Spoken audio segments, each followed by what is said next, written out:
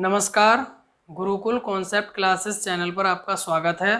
आज मैं इस चैनल पर आपको क्लास 10th मैथ्स का ट्रिग्नोमेट्री चैप्टर पढ़ाऊंगा। पहले मैं आपको इसके बारे में थोड़ा बेसिक बता देता हूं। ट्रिग्नोमेट्री का यूज़ राइट ट्रायंगल में होता है। ठीक है, राइट ट्रायंगल वो ट्रायंगल होते हैं जिसमें एक एंगल 90 डिग्री का होता है, जैसे कि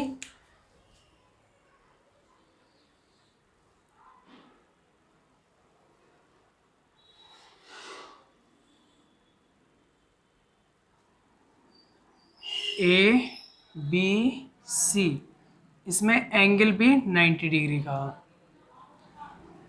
ये वाली साइड को हाइपोटेन्यूज बोलते हैं,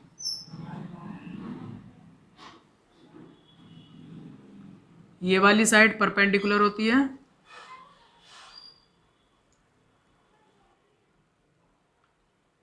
और ये वाली side base.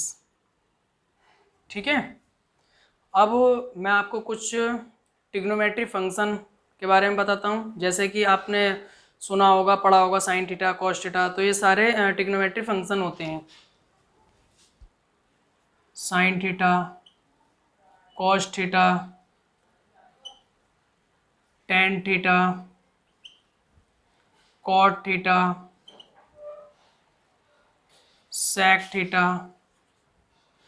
Cosec theta, cosec theta. अब एक फॉर्मूला है, मैं आपको उसके बारे में थोड़ा बता रहा हूं। P B P upon H B, इसे इस तरीके से भी ध्यान रख सकते हैं, पाकिस्तान भूखा प्यासा, हिंदुस्तान हरा भरा। ठीक है, याद रखने के लिए ट्रिक है। अब जैसे हमसे कोई पूछता है कि साइन थीटा इक्वल क्या होता है, तो ये पहला वाला साइन होता है, ये कॉस, ये टेन, ये कॉट, ये सेक, और ये कोसेक। यहाँ से हम लिख सकते हैं sine theta equal P upon H, यानी perpendicular upon hypotenuse. Cos theta equal लिख सकते हैं base upon hypotenuse, B upon H. और टेन थीटा इक्वल लिख सकते हैं पी अपॉन बी, यानी perpendicular upon base. Cot theta equal लिख सकते हैं हम बी अपॉन पी, और सेक थीटा इक्वल लिख सकते हैं हम एच अपॉन बी, और कोसेक थीटा इक्वल लिख सकते हैं एच अपॉन पी। और जैसे हम देख रहे हैं कि sign theta equal P upon H है और cosec theta equal H upon P है, तो यहाँ से हम देख सकते हैं कि ये इसका उल्टा है। एक तरीके से हम यहाँ से लिख सकते हैं साइन थीटा इक्वल होता हमारा 1 अपॉन कोसेक थीटा। ये दोनों एक दूसरे के अपोजिट होते हैं।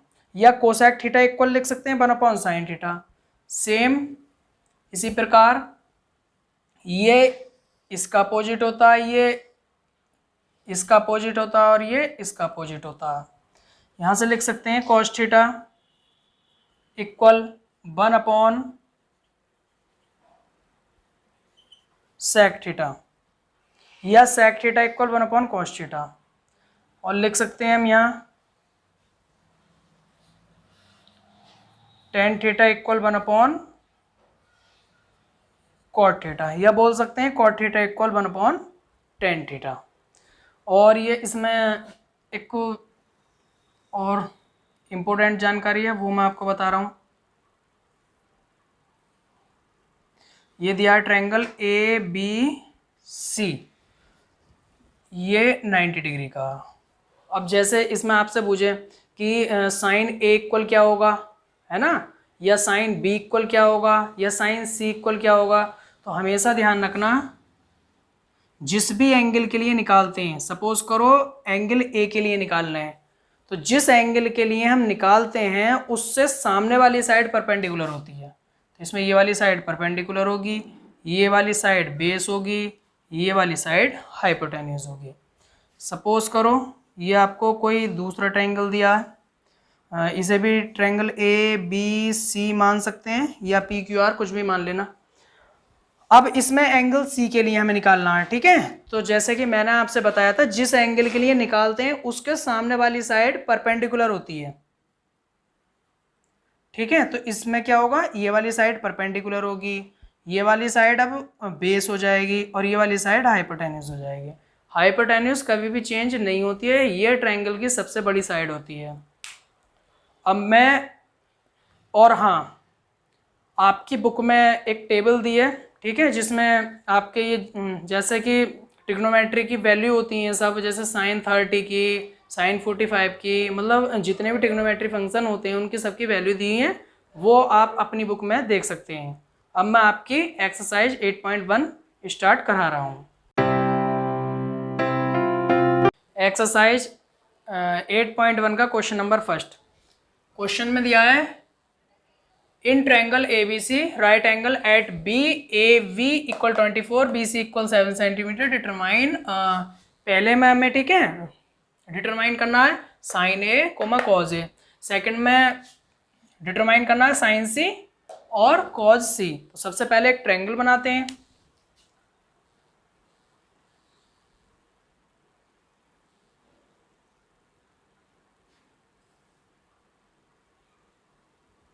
Triangle ABC, B right angle है, AB इक्वल दिया है हमें, AB इक्वल दिया है 24 और BC दिए 7 सेंटीमीटर। AB ये वाली साइड है, ये दिए 24 सेंटीमीटर, BC 7 सेंटीमीटर, ये वाली साइड हमें निकालनी है, ठीक है। AC निकालने के लिए हम पाइथागोरस थ्योरम का यूज करेंगे। पाइथागोरस थ्योरम होती है हाइपोटेन्यूज का square equal perpendicular square plus base square.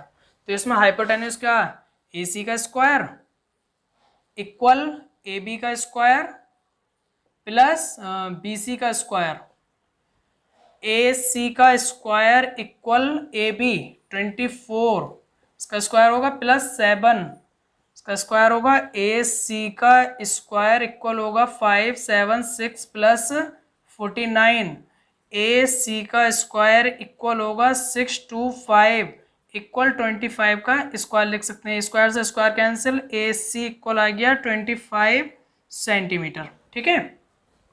ये वाली साइड आ गई 25 सेंटीमीटर, ठीक है। अब हमें फाइंड करना है साइन A और कॉज A। देखो साइन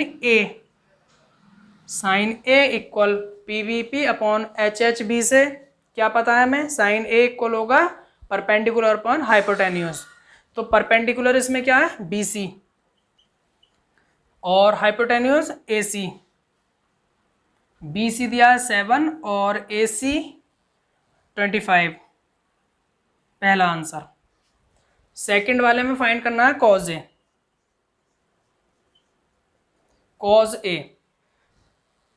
कॉज A इक्वल होगा बेस अपॉन हाइपोटेन्यूज। तो बेस है इसमें AB अपॉन हाइपोटेन्यूज है AC। AB की वैल्यू दी है 24 अपॉन AC दिया है 25, ये इसका आंसर होगा। एंगल A के लिए हमने निकाला था, तो एंगल के सामने वाली साइड परपेंडिकुलर होती है, तो ये परपेंडिकुलर लिया था, ये बेस लिया था। अब दूसरे में हमें निकालना है साइन C की वैल्यू। जब एंगल C के लिए निकालेंगे तो ये वाली साइड परपेंडिकुलर होगी और ये बेस होगी, तो साइन C इक्वल परपेंडिकुलर, तो ये वाली साइड परपेंडिकुलर है ना, तो ये होगा यहाँ से AB upon AC, perpendicular upon hypotenuse, तो परपेंडिकुलर 24 अपॉन 25 आंसर। फिर निकालना है cause C, base upon hypotenuse, base ये वाली साइड होगी, BC अपॉन हाइपोटेन्यूज AC, ये आएगा 7 upon 25 answer. Question number 2, question number 2 में दिया है in figure find tan p minus cot R. हमें tan p minus cot R की वैल्यू फाइंड करनी है और ये ट्रायंगल दिया हमें पी क्यू आर। इसमें पी क्यू की वैल्यू दी है 12 सेंटीमीटर और पी आर की वैल्यू दी है 13 सेंटीमीटर। क्यू आर हमें फाइंड करना है। कभी भी राइट ट्रायंगल में 2 साइड दी होती हैं तो तीसरी साइड फाइंड करने के लिए पाइथागोरस थ्योरम का यूज़ करते हैं। देखिएगा, we know that Pythagoras theorem.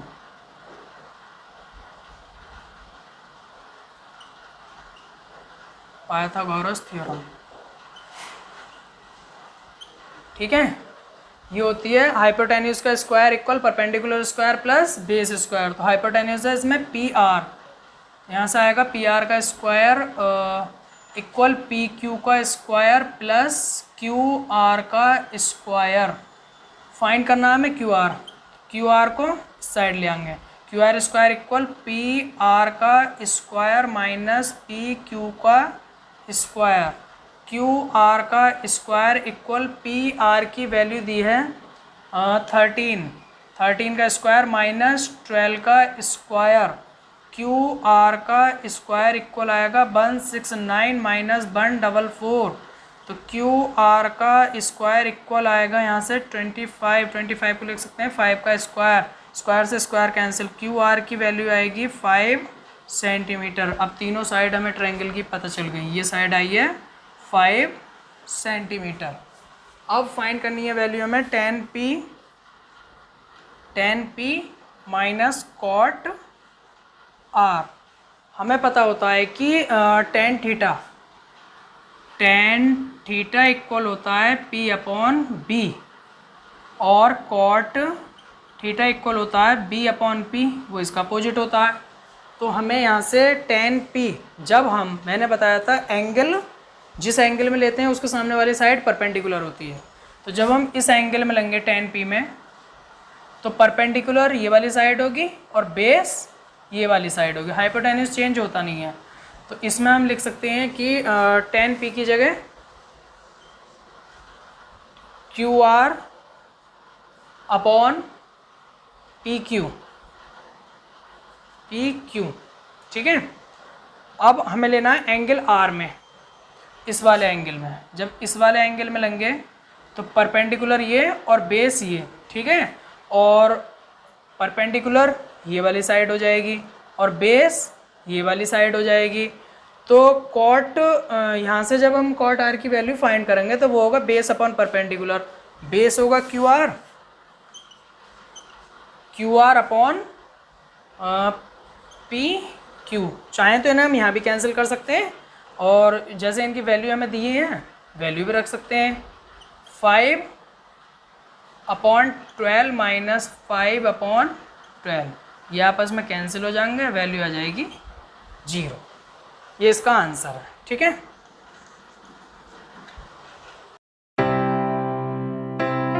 Question number 3 में दिया है इफ़ साइन ए की वैल्यू दी है 3/4, calculate cos A and tan A. Sine A equal हमें वैल्यू दी है, हमें कॉज ए और tan ए की वैल्यू फाइंड करनी है। इसके लिए एक ट्रायंगल कंसिडर कर लेते हैं, ट्रायंगल ABC, जिसमें एंगल V जो होगा वो 90 डिग्री के एंगल पर होगा। इसे करते हैं ABC और यहाँ एंगल V 90 डिग्री का है, ठीक है। अब इसमें हमें साइन A की वैल्यू दी है, हमें फाइंड करना है कॉज A और tan A, ठीक है। तो हम जानते हैं साइन A इक्वल 3/4 तो दिया है, लेकिन ये P अपॉन H होता है ना, परपेंडिकुलर अपॉन हाइपोटेन्यूज, ठीक है। परपेंडिकुलर अपॉन हाइपोटेन्यूज, तो परपेंडिकुलर हमारे पास आएगा, हाइपोटेन्यूज हमारे पास हैगा। हमें बेस निकालना है पाइथागोरस थ्योरम से, ठीक है। हाइपोटेन्यूज का square equal perpendicular square plus base square.